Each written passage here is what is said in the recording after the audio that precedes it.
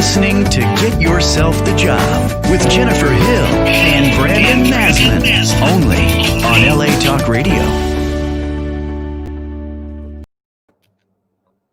Happy New Year, everyone. Thank you so much for being here with us on LA Talk Radio for our first episode of Get Yourself the Job in the new year. We have a big whammy of the next 3 months in store for you, where we have been meticulously planning how we can support you with getting a job from A to Z and everything in between. And so today, before I introduce you to today's topic and we bring in my fabulous co-host, Brandon, I do want to first start by thanking you, of course, for tuning in and being here with us, and thanking our sponsors, the people at Markham Search LLC. Markham Search LLC offers premier professional recruiting services throughout the United States, including temporary services, payrolling services, and executive search. So please do keep them in mind for all of your recruitment needs.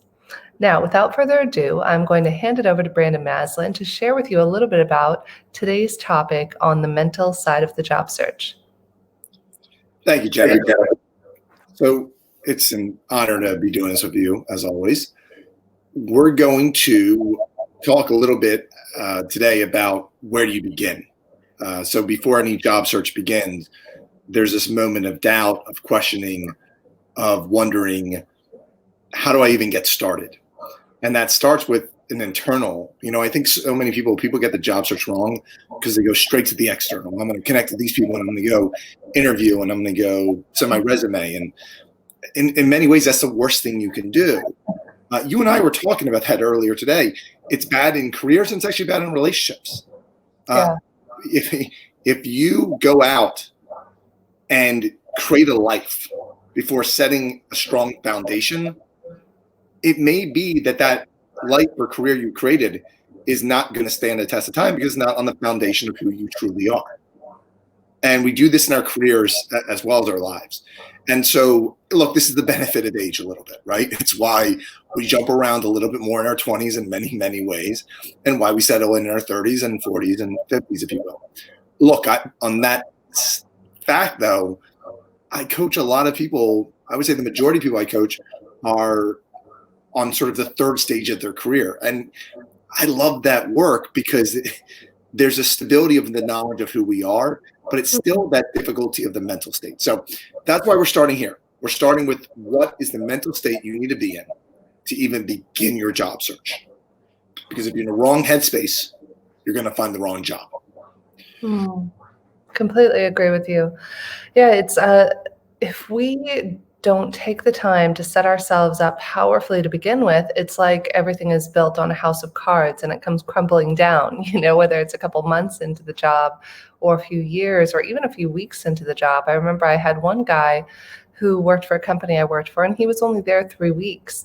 So the first part is, as you just said, Brandon, it's number one, mentally preparing yourself for what do you want. There's the aspect of what matters to you, and then there's the actual going out and interviewing and job hunting and the thoughts and the actions with which you approach the job search. Human beings, we don't even realize it, but our automatic way of being is sometimes you can't, you suck, you're never going to be good at this, nobody is ever going to promote you. And we don't even realize it until we start to begin to examine our thoughts, examine our actions. What are we doing to get a job? What are we not doing? Are we applying for jobs or are we not? Are we maybe just talking about it or are we complaining about it? So step one begins with observing. Who are you being about it? What are your thoughts? What are your feelings? What are your actions or inactions that you're taking around it? And from that place, you can really take almost a mental snapshot of, okay, if I approach it this way, if I'm feeling kind of disgruntled and being resigned, and I'm only applying for 3 jobs a week because I think I'm not worth it, yeah, okay, the probable almost certain outcome that you're going to get is that it'll either take you a long time, maybe you might not get the value that you're expecting. So how can you begin to shift that? How can you begin to create your job hunt from within? And so that way, what you see out in the real world matches the dream that you have in your heart of what you want for yourself in 2021. Yeah, that's right. What I'm hearing from you, and I think this is so vital, is this idea of alignment, Mm. aligning what we want with what we're going to achieve. So this is why whenever someone leaves a job, whether they're fired, laid off, or they quit, whatever it might be, the first thing I say is take time. We don't Yeah. all have the luxury of time, but time is a necessity in the job search. I have a client this year or in 2020 that left a big job on their own volition, but might have been the most busy person I talked to last year just from interviews. And I think that they were so busy interviewing that they didn't have the space to really ask themselves, what do I want? Where do I want to go? Why did I leave this last role? And I Mm. think as things sort of slowed down by nature of the end of the year, they got infinite clarity. And so I think the first thing we need to do is give ourselves time and space. One of my favorite quotes from 2020 is, it's very hard, if not impossible, to get healthy in the environment that made you sick. And if Mm. you're coming out of an environment or in an environment that's making you sick, from that space, you may not find the environment that's going to make you healthy. And so first things first is space. But a lot of people, and as always, with get yourself the job, this is not go get a job at another company. This can be get a job at your company. If you've been there for 20 years, I want you to be there for 30 if you love the company. 40. It's not about, and it's always one last time, it's not about going up in your career. Go lateral, go diagonal, go any which way. The key is, though, as you make a move, you need to align how you feel internally with how you're showing up externally. So, Jennifer, what are the pitfalls you see during your tenure as a recruiter and a founder of your company, where people were not in the mental state to really be looking for what's next? Great question, Brandon. I think the first thing that comes to mind is really clear for me is having resentment or anger. It's like anything. Let's be clear. If you're in a bad relationship and somebody cheats on you, or you go through a heartache in some shape or form, you might go out and go into the dating world and have this sense of, oh, well, I'm here, but I'm not really here. And, it's very, very similar, I've noticed, in the job hunting world. And you can key in just by listening to the words that people are using to describe their last job. If in the course of a conversation, somebody starts offering up voluntarily, oh, my last boss was a jerk and it wasn't fair, and they did this to me and they did that. The moment that you start playing the blame game, you did this to me, that's where you're on a very slippery, slippery slope. So one of the most important things that I've always worked with job seekers on, I work with business owners on this when I'm coaching and advising them, is the words we use have a direct correlation to what we receive or don't receive in our lives. So for example, if somebody was fired, let's say it was, egregious. Somebody said, you did something, you did time card fraud. Because you're working from home, you put down that you were working hours, and yet we show on your computer you weren't really logged in during those hours. That person could very easily go out and badmouth the company and say, oh, they wrongly accused me and it wasn't fair, and I just never want to work for a company like that again. Or the person could use something called the good, bad, good method and start off with a positive and just say, you know what? I had a really great opportunity for growth in 2020. When I first started at this company, it was an adjustment for me to work at home and to balance how I was logging my hours. And so I think based on what the company needed and what I could provide, it took a while for me to get accustomed to that. And so unfortunately, it just wound up not being the right fit for me. I don't think I was ready to work from home yet at that point. And now that I've had some time to reflect and to better understand how to manage my time, I think I'm going to be an incredible asset wherever I go next, because now I really know how to better utilize my day from a work from home option, which I'm sure a lot of people really did go through in 2020. Well, you bring up such an important point, is the pivot from the negative to the positive. One of my favorite, and this goes back to neuroscience. They did a study I heard on NPR, which is that when somebody says something negative about someone else, the listener, and so often we do this in interviews, you'll get asked a question, why are you looking? And, Yeah. if the company wronged you, and it does happen, even if you've been laid off, whatever it is outside of your control, it's hard not to have some leftover resentment or negative feelings. It's human nature. It's protecting ourselves. However, what studies in neuroscience have shown is that when you speak negatively about a company or an individual, whatever words you use to describe that individual will be subconsciously applied to you. So Wow. if you say they were not a company of integrity, the listener will say, yeah, I know that. I've heard that about them, but I'm not sure you have much integrity either. They won't vocalize it either, right? But they'll feel it. It's actually, why do we have that? It is a protection mechanism. It is a knowledge within ourselves that if you are speaking ill of someone else, then you may do that to us.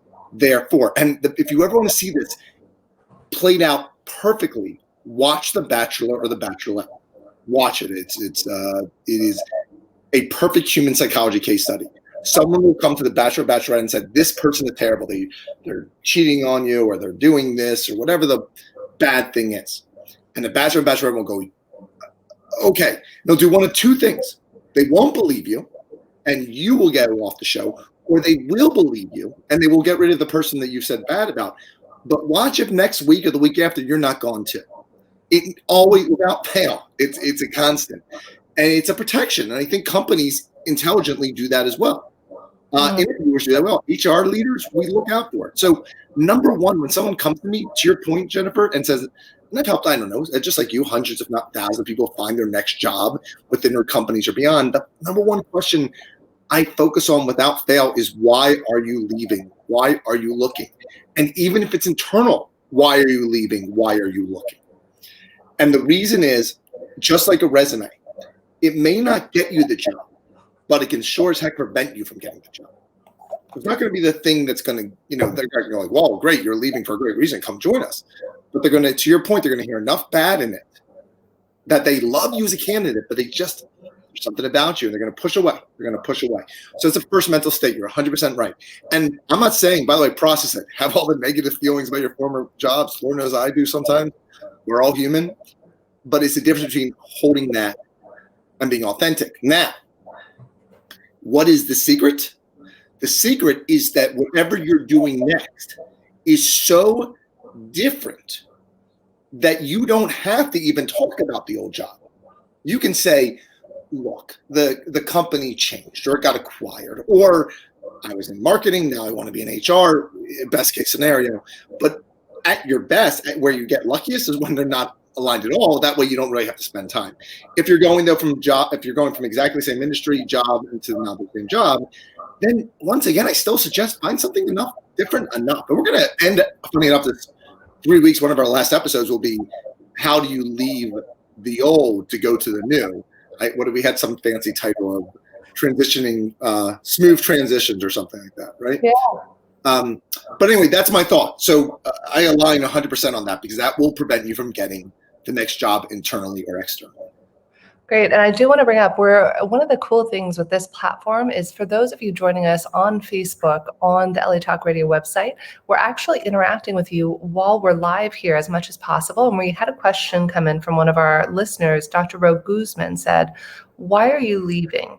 What would be the best answer for that? So I want to tie it in, Brandon, to what you just said, and to a way, to your point, where you can have it be a seamless transition, and how you speak about it is really going to make that difference.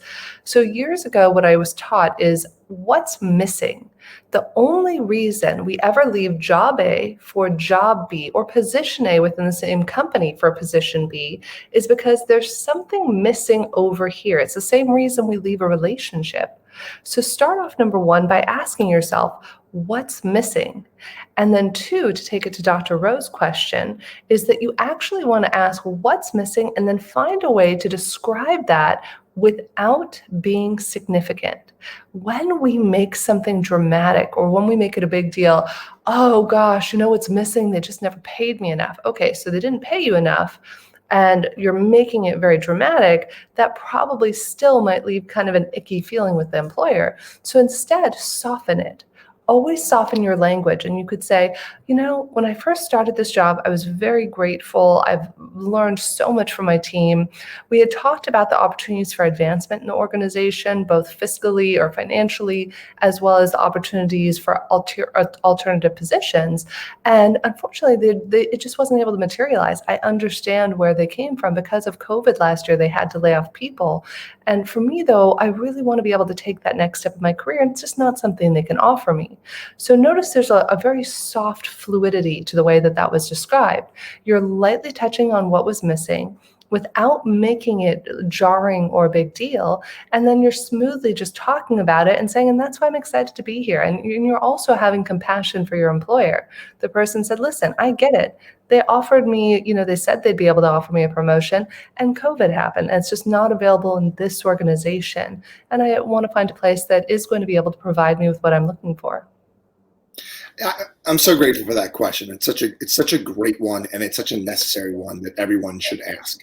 And you bring up some beautiful points. One of my favorite things you said is you use the word excitement, and your answer is perfectly aligned with the question, which is one of the things I coach on so consistently is at your best in your job search, you want to be moving towards something, not away from something. Moving away from something, it is negative.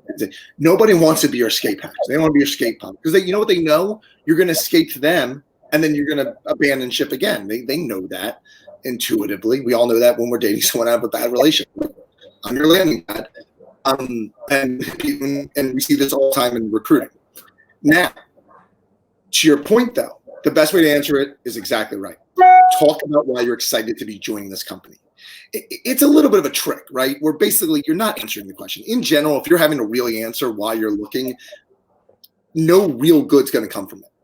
At your best, again, if you're going to answer that question, I would suggest that there is something so opposite about where I was than where I'm going or who you are. You want them to feel like, oh, that's not us. We're not XYZ.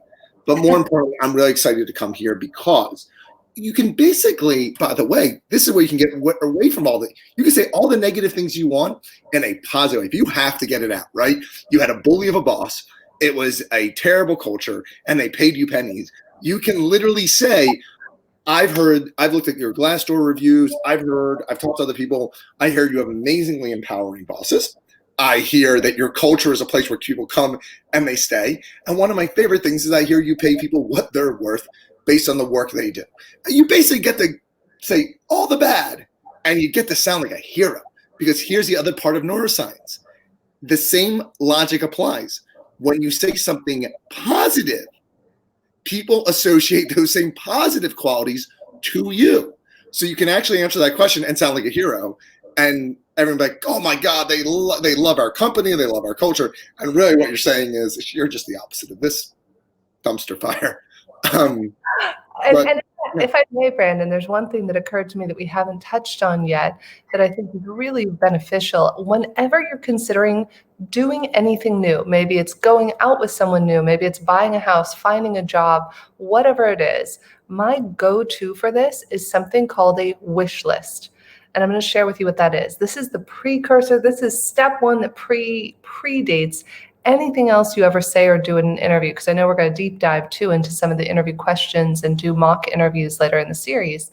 So step one is actually to ask yourself, what do I want? What matters to me? What lights me up?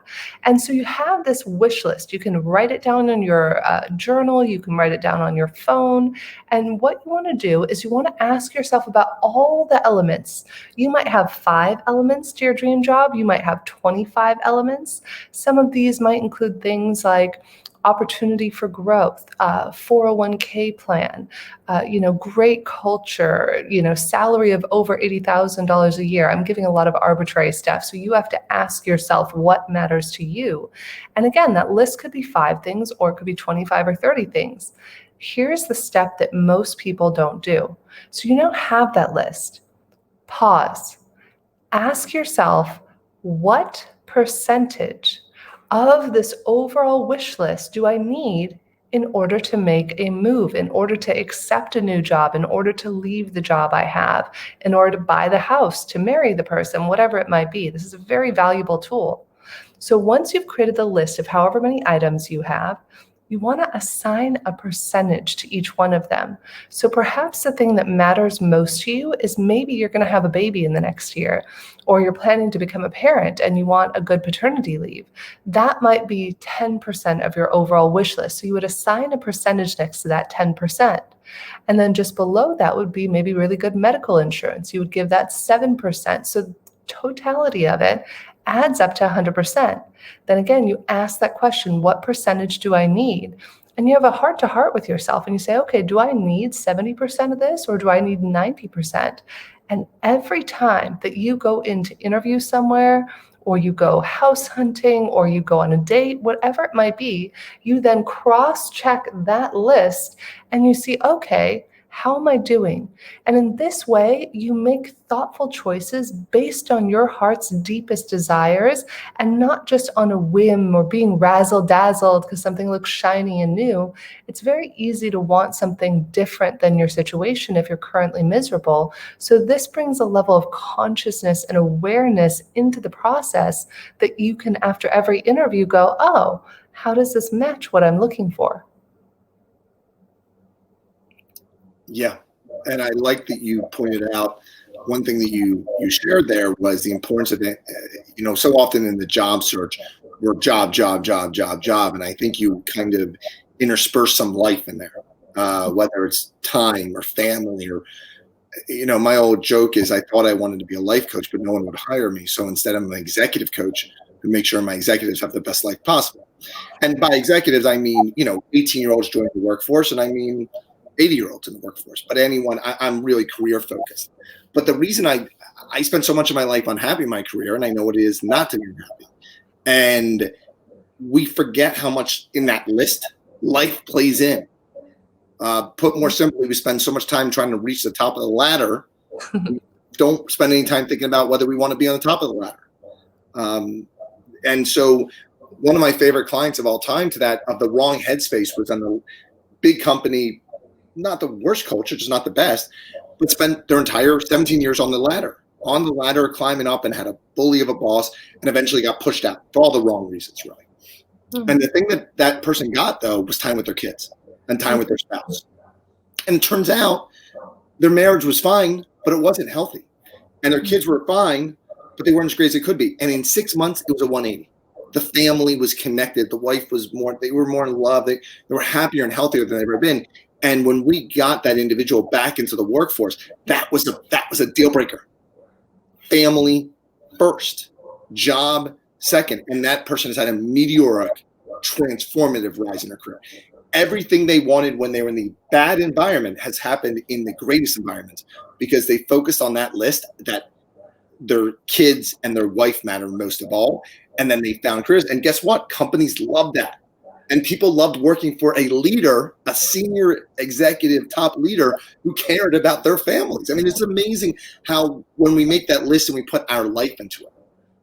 Yeah, so true, Brandon. I think it's so true is that we don't have to, I don't even like to use that. That would be one thing if I could offer a poof magic fairy dust for anybody listening or watching out there is listen to the words you speak, listen to the words that other people speak.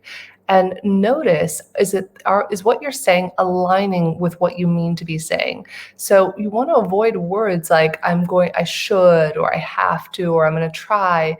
And instead that's why I self-edited. If you go back and rewind and watch the episode, I started to say you have to. Notice there's no power in have to. I don't know if anybody else feels it, but it's kind of like you're bound and tied up. And somebody says you have to do something, I get like a petulant little child and I'm like, you can't make me. I don't have to do anything.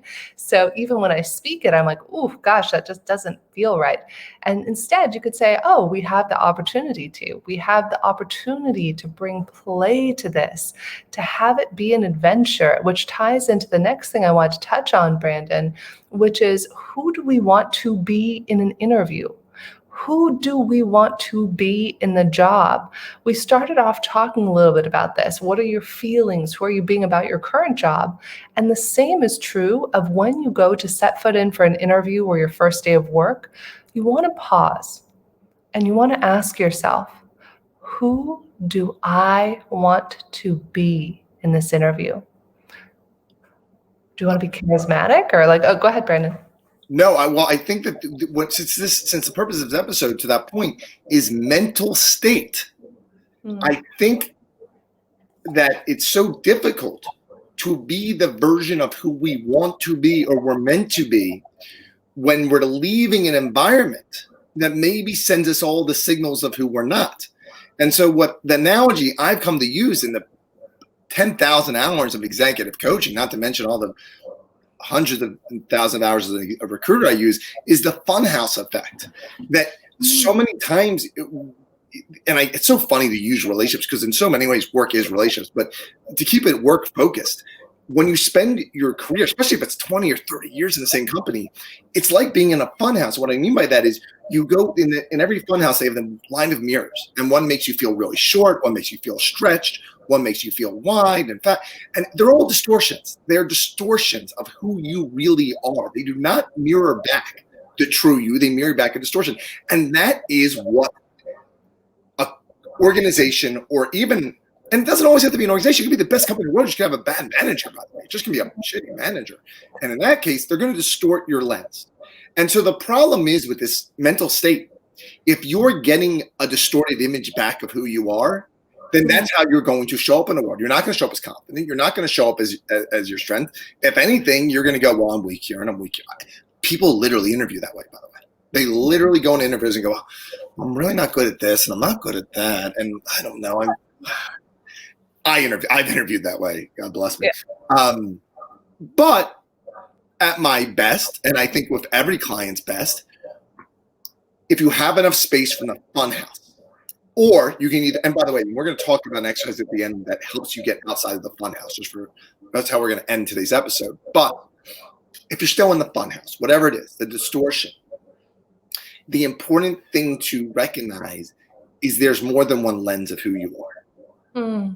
And the more you train yourself to see yourself as how those who truly value you see you versus the ones who will never get you see you, it is when you'll be in the right mental state to interview or find the job.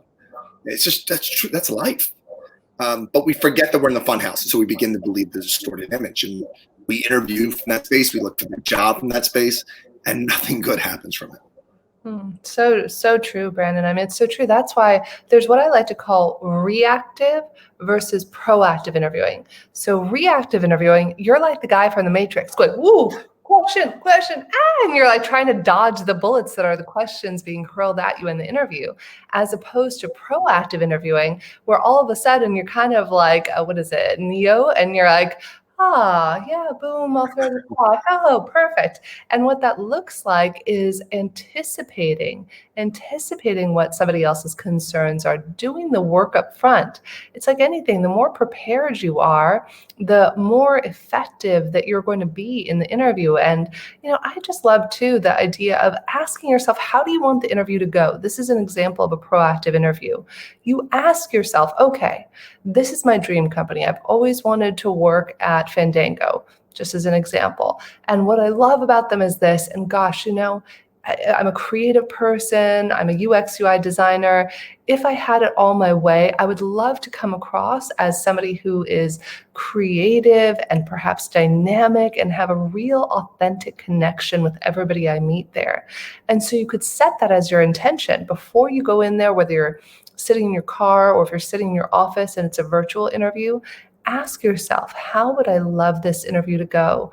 And who do I want to be? And just by putting your thoughts there, taking it back to neuroscience and neurolinguistic programming, we are designed as human beings to get what we are looking for. And so we have billions with a B, bits of information hitting us, boom, boom, boom. Every single second. Right now, you just got hit by several billion bits of information. Do you want to know how many of those billion bits you're paying attention to? About 140. So you can imagine that if you go into an interview looking for the fact that you're going to suck and it's just going to be another crappy job to last in another 10 years and get a paycheck, you're going to look for the 140 pieces of evidence second by second that are going to support that, as opposed to looking for the 140 bits of information per second that are going to align you with being authentic, dynamic, and creative during the interview. Absolutely. And that's why I think interview prep is actually important. It is. You talk about intention. I also think that we go into these interviews and we know a question's coming, but we haven't prepped. We're afraid of the question, whatever it is. Why did you leave the job? Honestly, I'm a weird interview prepper, even though I know this is I know we're going to spend a lot of time. You might be better than I am, because I tend to be authentically 100%, lay it on the line you. However, what I've come to know is people don't do that. They bring the distorted image. They bring an inauthentic version of themselves into these interviews because they haven't set the proper intent. I have a client right now. I'm 98% sure they're going to get this job, and they're only on their second interview. And this person has been in the entertainment industry for 25 years. And I keep on looking at everything I know about the job description and everything, and I know they're going to get the job. Yet they keep on wanting to have coaching calls, prepping for the job. And I keep on ending the calls and going like, you don't need me. We're wasting our time. And every time they say, no, I'm not, because you're addressing the one concern I had in this interview. I think the first time was, oh, how do I answer the question of what is my greatest weakness? This time it was some version of, why are you looking? Some version of that. And in their defense, the way they answered those questions was horrible. I mean, it was bad. I'm not going to lie. And it's because they were so scared they were going to get answered. Guess what? No one asked them what their weakness was, and no one asked them why they were looking. And the other one was, how are you going to fix the organization tomorrow? Something like that. And what I loved about it, though, was, this is taking up mental space. This fear that you have about the question you're going to get asked in your interview is taking up mental space away from why you're one of the most creative, transformative, inspiring leaders I know in all of entertainment. And it's taking away energy that is better served in going towards answering the questions of why you're going to come in, kick butt, and be the best hire that we're going to have all year, right? And so by actually working through that one question a session, they've been crushing interviews after interviews. And guess what? Haven't get once asked the question, they've got it. But but I'm glad that we do it, because the way they answer it is bad. It is. It is not them. And I don't know why we do that to ourselves. And maybe you can shed some light for me. But from mental state, I don't know why we go into. I always use this analogy of a boxer. And so many of us go into interviews or job search or presentation mode like a boxer, except instead of getting into the ring and being in top condition, we get right before the ring and we just start punching ourselves in the face 26 times. And we're all dizzy and we get in a ring and we're like, why did I get knocked down? Well, you just beat the crap out of yourself. What did you think was going to happen? So I don't have any insight, but that's my good analogy. I've never heard that analogy, though, but you can actually visually see, the person punching themselves as they're doing that. And I think that it's about having compassion and kindness for yourself. And knowing going in, go in, it's kind of like you're going into battle, right? And you want to have this belt, whether it's a superhero belt or gunslinging belt, and you want to be able to boom, this is my strength. Boom, this is my strength. And no matter what happens throughout the whole interview, you want to be sharing reasons why they should want to hire you. This is another element of what I call proactive interviewing. Somebody who proactively interviews does not wait to be asked the question, why should we want to hire you? The person who goes in there and proactively interviews, boom, the interview opens and the interviewer says, tell me about yourself. And the person ties in a reason that person would want to hire them. Let me tell you a little bit about myself. I started off my career in engineering. I've now moved into more of a IT support role. And the reason for that is I've realized I'm great at customer service. All of my prior bosses will tell you that the area that I excel in the most is X, Y, and Z. And it's about knowing your strengths. That's it. Focusing and knowing your strengths and proactively sprinkling throughout the interview reasons why people should want to hire you. And I know, Brandon, you have a great tool, and this will be one of the exercises that I want to be sure we share today that ties into this about how to connect to your superpower. Because if you don't know what your superpower is, it's certainly going to be challenging and kind of like jerky trying to even share it, like you said, and you get in the interview and you wind up punching yourself in the face instead of shining the way you could shine. First off, I want to honor how brilliant that proactively addressing things are. Because again, it's when you proactively address things, they stop taking up space in your mental head, and you can be more organic in the interview. So if they're taking up space and you get it out, you're freer to be more nimble. The other thing that I love to point out before we get into the exercise is we do this in our mental state, and we're talking about interviews a lot. But let's talk about mental state, because I think there's a way to do this in an interview. But mental state, don't spend all of your time thinking about what you've done. Spend more of your time thinking about what you're going to do. Mm. Where are you most likely to add value, growth, impact? Not where you have, where can you? And I think that is also important. Can I add something to that, Brandon? Please. Yeah, so one of the techniques I came up with years ago that's an easy acronym that anybody can just put it in your pocket and take with you to an interview is PEP, P-E-P. Now, I'm not talking about like cheerleader, rah-rah PEP. It's actually productivity, efficiency, and performance. Where have you increased productivity, efficiency, and performance? Or where could you increase productivity, efficiency, or performance? And use that as the foundation of everything that you say in the interview. To your point, Brandon, you just keep tying that back in. Oh, God, this is why I love our work. I love this show. We didn't talk about this, but one of the things I've said audience after audience when I created professional brands. And people say, well, what matters? What matters? I say, companies only care about three things. How do you make them money? How do you save them money? Or how do you make them more effective? Now, I think they think about things in reverse. They care about how you make them money first. They should be thinking about how you make them more effective, number one. And this is where people in HR and legal struggle, right? Because, well, how do I make them money? I don't know, but you got to come up with an answer. You got to answer those three. So it's funny. It's very similar to your PEP. And that's just a cold, hard facts. That's why companies exist. They are entities that exist to make money, period. There's nonprofits that I suppose don't, but even they, don't fool yourself, exist to fundraise so they can do the good in the world. Wow. So efficiency, cost saving, or PEP, whichever resonates for you, I love that we align, right? Because those are the cold, hard facts, period, hard stop. Now, where does your skill set play in? Right? Where do you shine? Where do you help them achieve that? And God willing, if you can find your passion that aligns with a company's mission, then you're lucky. Then you're truly lucky, because we have this with our millennial expert. People want to bring all themselves, not a piece of themselves. And the younger the generation, the more they want to bring all themselves. Be a leader who allows for all of the people, not some of the people. So how do we do this? Well, one of the ways, and this is one last thing. Two thoughts occurred to me for mental state. One is I get calls and the person says, it finally happened, Rand, I got fired, and I knew it was going to happen. And it's usually some amazing leader that has this conversation. And I said, no, you didn't get fired. You knew what you had to do to stay in that job.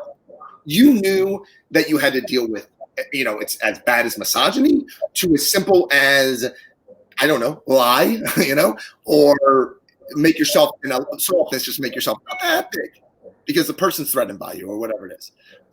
This is a lot of people listen to our podcast. So my hands are as small as they can get. You got to make yourself so small. You knew what you had to do.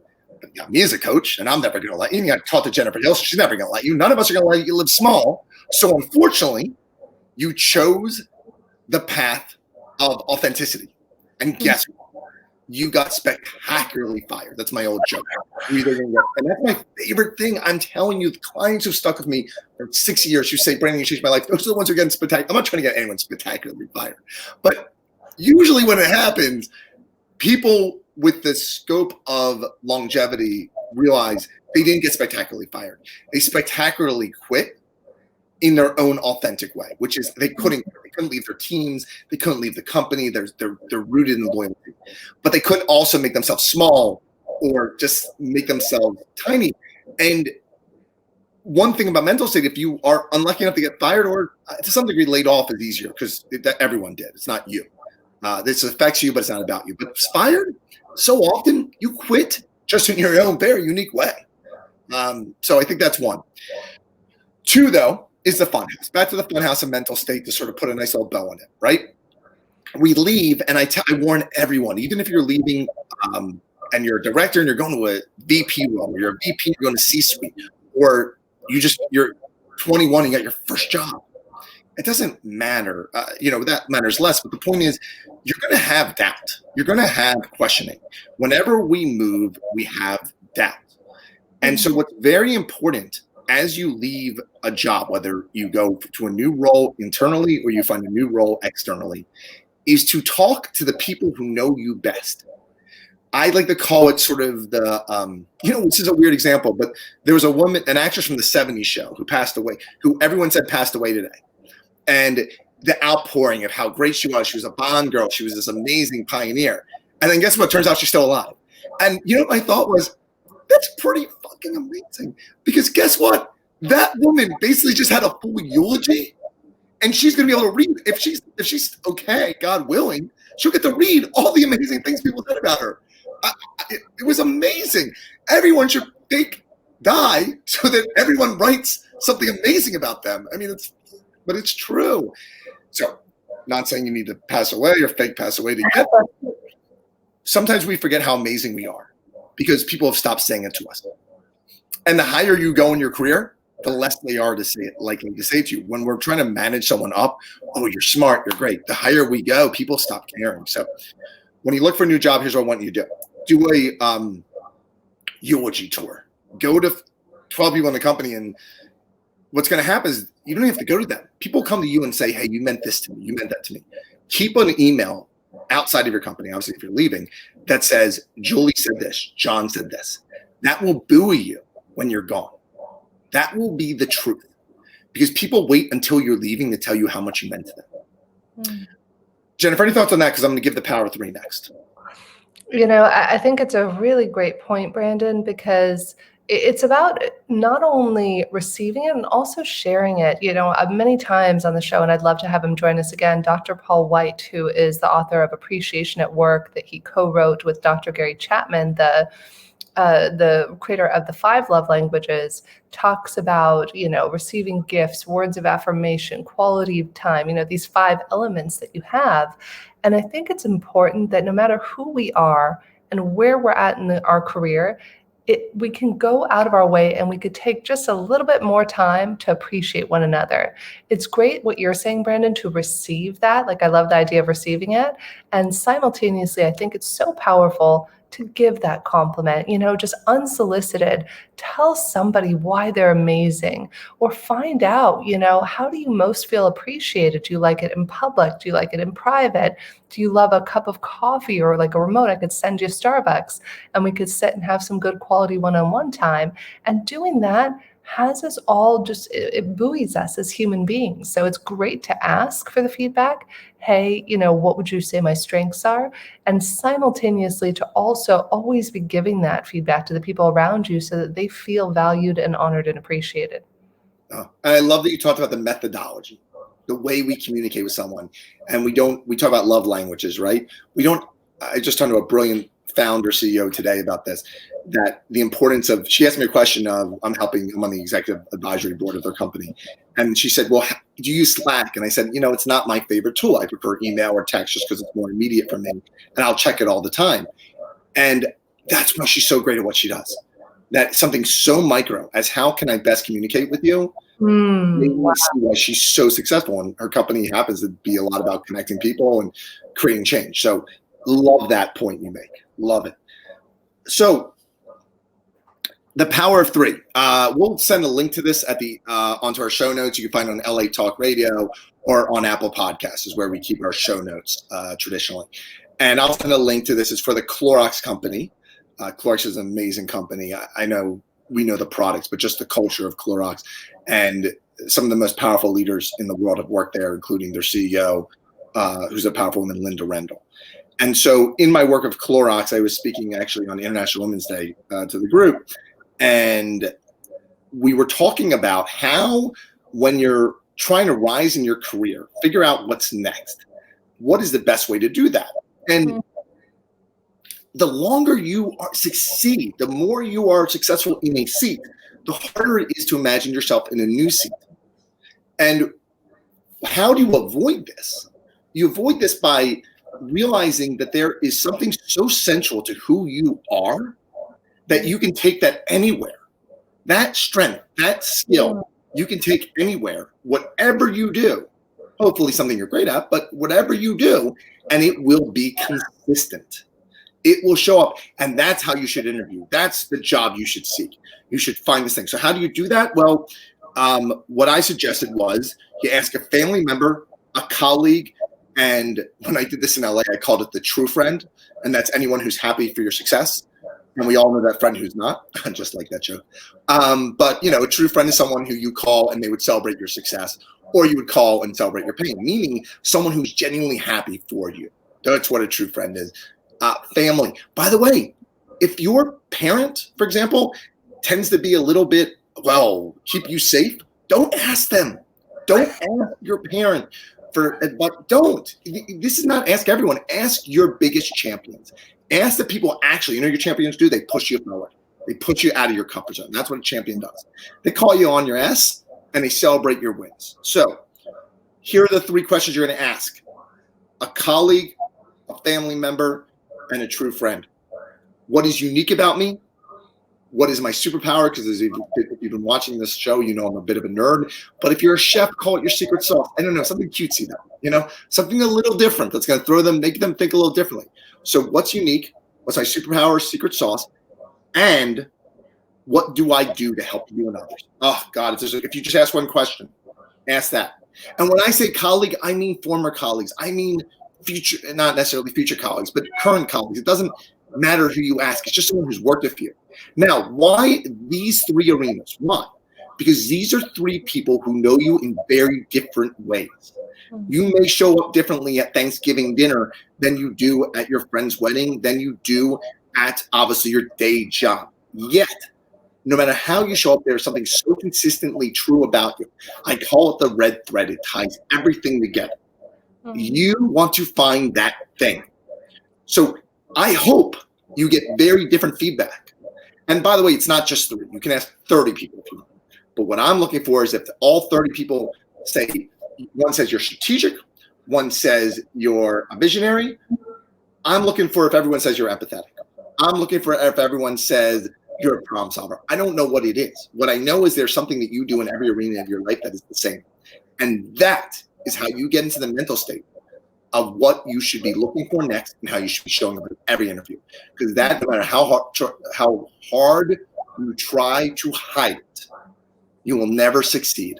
So you might as well own it, because that is what people not only need most, want most, but what you must give them if you are going to be truly fulfilled in your career. That's our stretch. So often, by the way, that thing that we do for others is the thing we struggle most to do for ourselves. Don't be surprised if you go, wow, I'm not good. No, you're not good at it for you. You're great at it for other people. Beautiful, Brandon. What an incredible way to wrap up today's episode. Did you want to do a couple takeaways as well, or do you want to have the exercise be the takeaway for everybody today? I would love, we're going to end, and we've decided for the next 3 months, every episode is going to end with an exercise. Every episode is going to end with an exercise. So let's make it every month is going to end with an exercise. By all means, my goal in that is take away what you may. Listen to this. Reach out to us. We've said many times we have an email. We have LinkedIn. Getyourselfthejob@gmail.com. Feel free to track us there on the Facebook page, Get Yourself the Job. There's so many ways to connect with us. You can connect with Brandon or myself on LinkedIn as well. We're both very responsive on there, and we would love to know your feedback. And please feel free to join us too live as you're here. We had so many wonderful people from around the world tuning in, asking questions today, and to the best of our ability, we will engage with you. And as we have guests on during this special series, we'll be happy to ask our special guest questions of you as well. So please come play in the space with us. We're so happy to have you here. Share this episode with somebody who's job hunting. You can just hit the share button if you're on Facebook, or share the link once it's up on iTunes or LA Talk Radio. And we would love your feedback. Feel free to rate us. The more ratings we get, the better we can deliver stronger content to you and get a sense of what matters to you. Brandon, any last thoughts? Boom. Awesome. Well, thank you so much. Thanks to everybody who joined us today. Wishing everybody an incredible first week of the new year, and may whatever dreams that you have come true, and let us be on this path with you to support you in whatever way that you need. So thank you for joining us.